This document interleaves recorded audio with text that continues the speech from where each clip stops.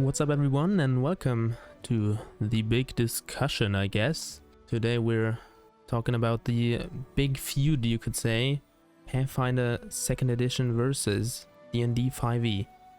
I know it's kind of a controversial theme, you could say, but yeah, I just wanted to tell you a bit about my experiences with both of them and tell you some side facts, you know, so you can choose which one you would rather like to play or which one suits you better, you know. One quick disclaimer though before we start is that obviously I do have my favorite. I'll try to stay as objective as I can, but obviously it's not really possible. But yeah, at the end of the video I will actually reveal my favorite, if you can't already tell by the descriptions I'm given right now.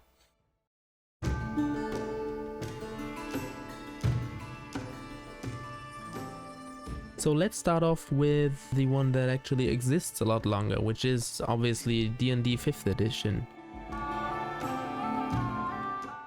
So starting off with the first thing you'd want to do when playing D&D, or actually every pen and paper there is, which is character creation. D&D 5e actually has one big advantage, which is that the character creation is really straightforward. It's not too complicated, you know, you have a lot of choices to make. You choose your race, you choose class, you know, you choose your background, and then you calculate your attributes and all that stuff, and it's not really too complicated. It is very good. One thing that boggles me though a bit is that in D&D, most of the times, at least every time I've played it, you always start at level 3, which is kind of weird if you think about it, because you have 20 levels, you kind of miss out on 2 level ups, and I don't really get it why D&D does that. Also, what you might notice is that the D&D character creation really focuses a lot on mechanics of your characters, on statistics of your attributes and all that stuff, which makes sense because, you know, it determines how you're gonna fight, and it determines how strong your character is, how intelligent and all that stuff, which is definitely necessary, but it doesn't focus on anything else too much. You know, you have a bit of background, you can choose your background, your style of life, how much you're gonna spend to sustain yourself in a city and all that stuff, but it's not really much regarding your character at all. Most choices you have will be when you're choosing your class. Really, most choices are depending on your class, so you can choose subclasses later on and stuff like that. The only other thing that I can think about is the feat list, which you can access when you're leveling up, and you would get an attribute boost. You can also choose to not take the attribute boost and instead take a feat. So you go into that list and you choose a feat where you meet the prerequisites, and then you can take that, and well, they also all have some kind of advantage you can get from that, like, I don't know, poisoning people, or being better with poison, or being better at stealth and all that stuff. There's a whole ton of it, and it's really great to have that choice. Also, regarding class, from the official classes that exist, there is one class which actually doesn't really find itself into Pathfinder, which is the artificial class. It is kind of a mixture of crafter and magician, kind of a runesmith at some points you could say, and it's really enjoyable. But I haven't played the artificial myself too much, so I can't really tell you a lot about it, though it's really nice it exists. And also, you should never forget that with D&D, the big pro of it is there's a whole ton of homebrew, because there's such a big fan base and there are so many people in the community and they're all creating stuff. So when I talk about the official classes in this video, just know that there is a whole ton more with homebrew.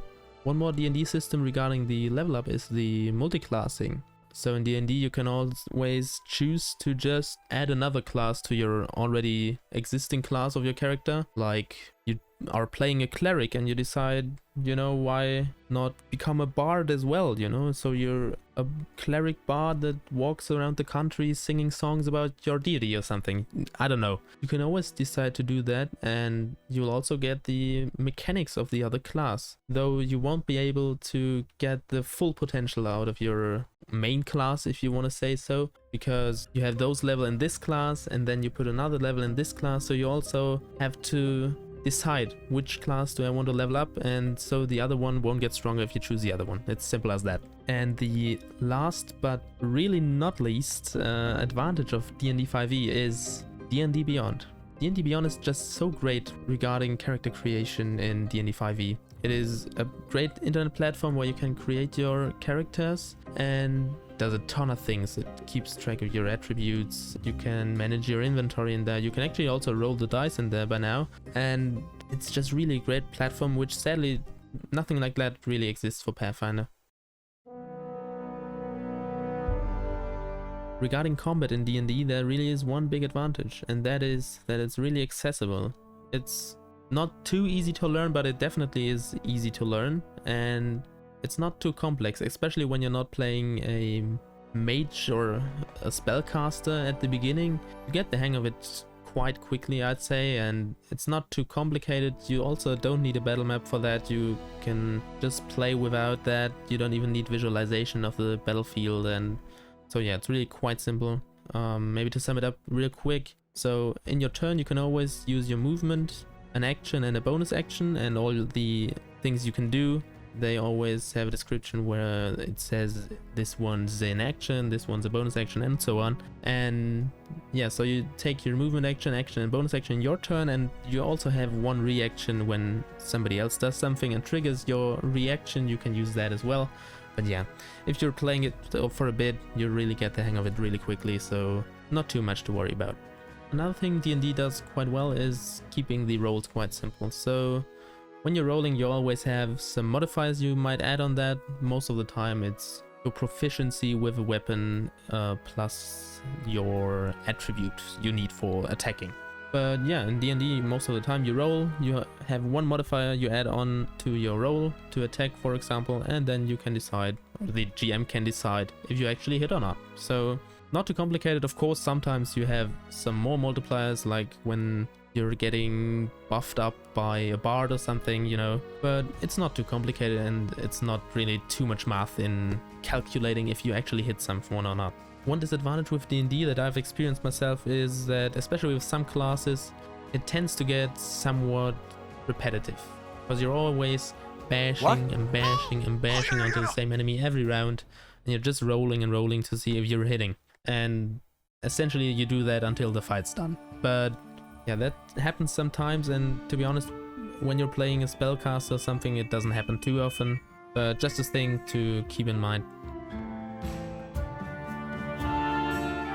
In the D&D 5e rules, there are some systems, or especially one system to be honest, that just isn't used too often, and I can see why, which is the weight system in D&D. So actually the weight system, most of the time, GMs and players either way, they don't really use it that much. Yeah, it's just a system that's in there, but it doesn't really matter too much because it's just impractical, I would say, because keeping track of every pound you're carrying, it's just a bit too close to reality, I think. So breaking that a bit down, in my opinion, would make it a bit better. One thing that actually stands out is that perception, a skill on the normal skill list, is a skill that really gets used a lot.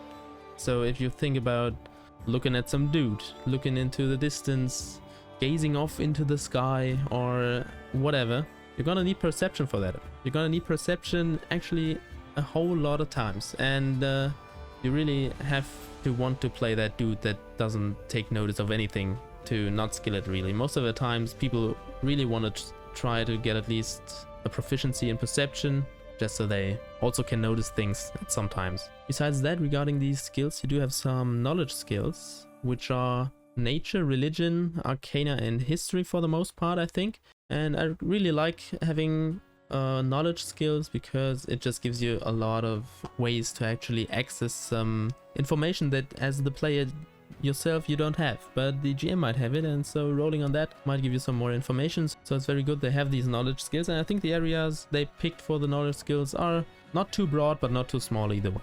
Alright, let's move on to Pathfinder 2nd edition then.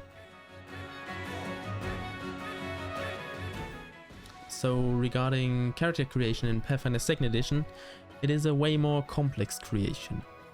Choice 1, choose the ancestry, choose your ancestry heritage, and choose your ancestry feat from the ancestry feat list. Choice 2 is choose your class and your class feat from the class feat list. And choice 3 will be choosing your background. So all those choices, they really already have an influence on your character's attributes, but after that you also have to determine your attributes and determine your final stats, if you want to say so. A thing that I like in Pathfinder 2nd edition is that you actually can start at level 1, and it actually is preferred for you to start at level 1 when you play one of the given adventure paths that Pathfinder has. So it's actually fully viable to start at level 1. The games I've played, the players started at level 1 and it works. And it's just 2 more level ups for your players to enjoy. So while creating your Pathfinder character, it also stands out that it also does focus a lot on mechanics, on stats and all that stuff. But I think one thing it does better is that you actually get an idea of which character you're creating while creating it. For example, when you're creating a goblin, is your goblin maybe a Charhide goblin, which just experiments a lot with fire and likes to set things on fire and, you know, just does a lot of that.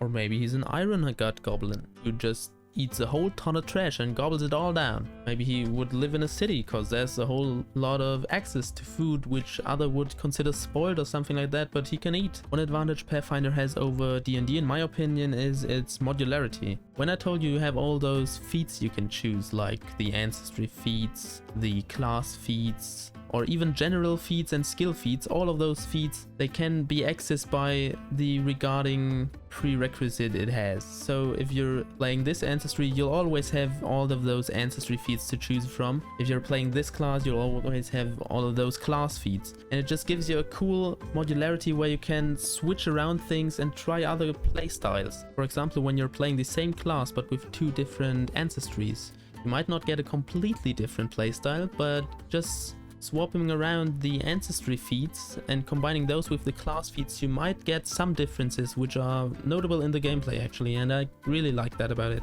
Regarding classes in Pathfinder, they do have some classes that don't exist in D&D, like the Alchemist in the core rulebook, but they also have some from the Advanced Player's Guide, like the Oracle, Investigator and the Witch. Instead of multi-classing, Pathfinder 2nd edition gives you the access to archetypes, which are like, I'd say, add-ons to your already existing class. So there are archetypes of the other classes in the game. You can add those on top of your class, but there are also archetypes that are not specific classes that exist. They are more like possibilities of gameplay mechanics that you might want for your character. Like the Weapon Improviser archetype, for example, where you just grab everything around you as a weapon and start bashing dudes with that. Not a thing you might want to do too often, but it's an archetype that you can choose. The combat in Pathfinder 2nd edition. Oh boy. Let's start with a good note. It gives you more possibilities. So in Pathfinder 2nd edition you just have 3 actions, which seems a bit simpler at first. Moving costs an action, and attacking costs an action, and doing a whole lot of other stuff also costs an action. And Pathfinder focuses on giving you a whole lot of other possibilities to do instead of just walking, attacking and maybe casting a spell or something. For example, you can intimidate the other person if you're good in intimidation. You can scream at his face and try to demoralize him by that. Or you could try to distract him if you rather have him attack you instead of somebody else, or if you just want to change his focus.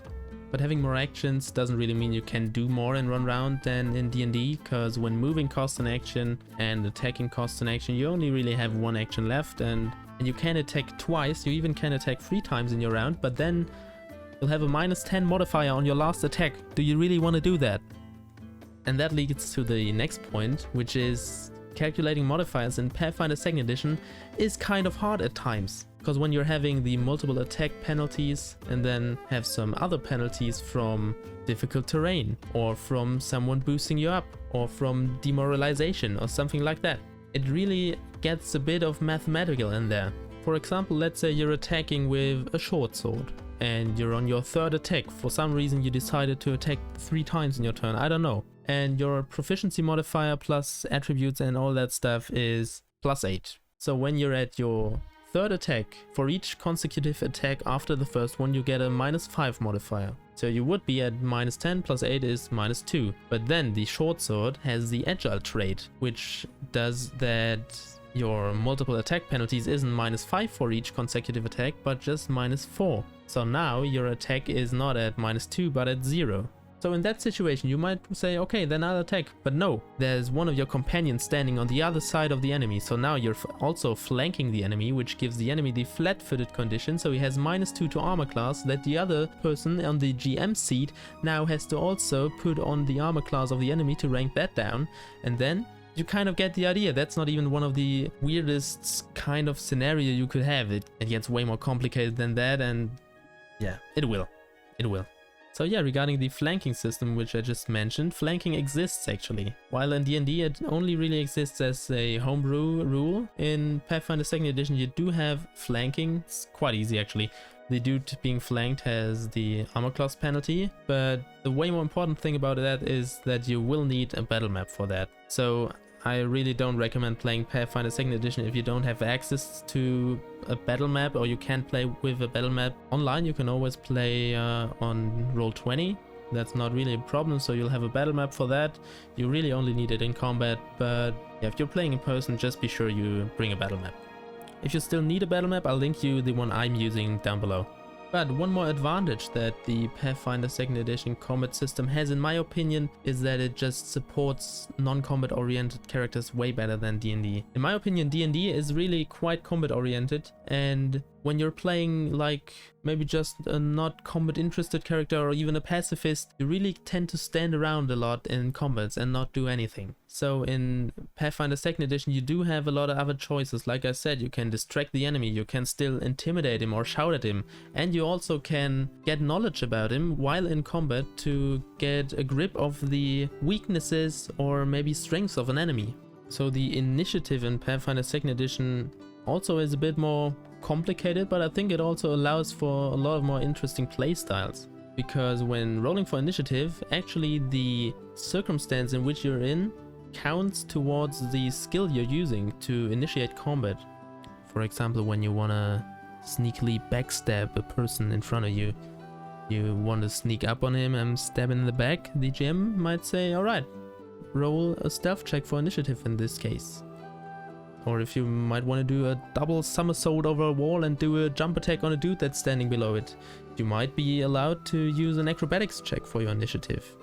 And like that you just enable your players to be more creative when engaging combat, and I like that in Pathfinder 2nd edition.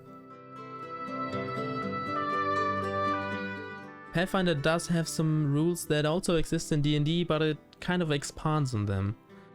Like regarding the shield system, shields in Pathfinder 2nd edition actually have to be raised every time you actually want to protect yourself with them, and then they can get damage and even break. So that makes it way more complicated, but also a bit more realistic. The stealth system in Pathfinder 2nd edition also is a bit more complicated, with 3 different stages of being detected or undetected, which is undetected if they just don't know you're there, hidden when you just don't know where you are, and observed where they can see you. So yeah, you might think, damn, Pathfinder 2nd edition really is complicated, and it is.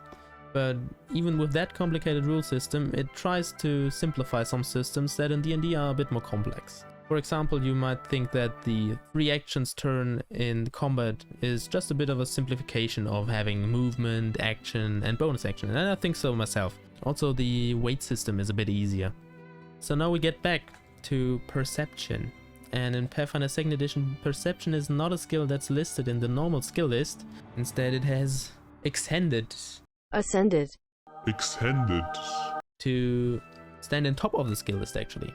And I think it's kind of a good addition, because it's not just standing up there, you also get proficiency in perception from your class. So no more will you be the one who just sees nothing, but just the one who sees a bit less than others maybe.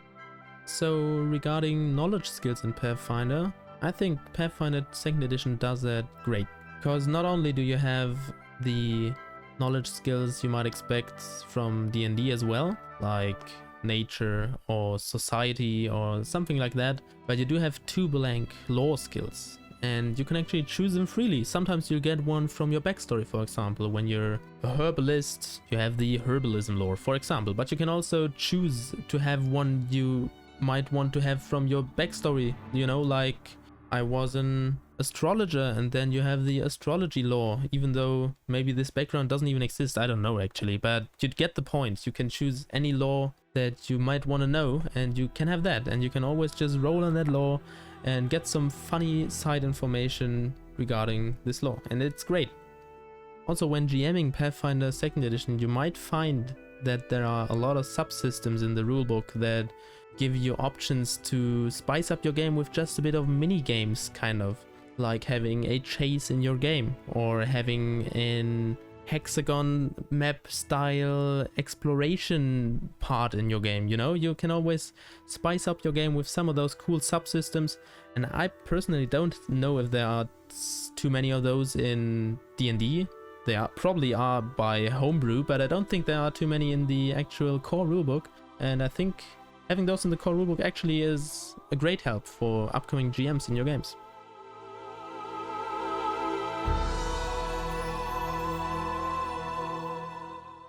Alright, so with all this information, which one of those is my favorite? Pathfinder. I personally just love how Pathfinder expands on the character creation and how it gives you more possibilities as a player. Even though I haven't played it myself yet, I just can see how Pathfinder enables you to try different kinds of play styles and have your character always derive from the classical way that sometimes D&D has you play in. Also, I think the complexity that Pathfinder 2nd edition brings to the table oftentimes is placed at the right points. Where D&D might be lacking in some points, Pathfinder 2nd edition expands on the system and gives you just a bit more possibilities and a bit more mechanics to just make that character feel alive.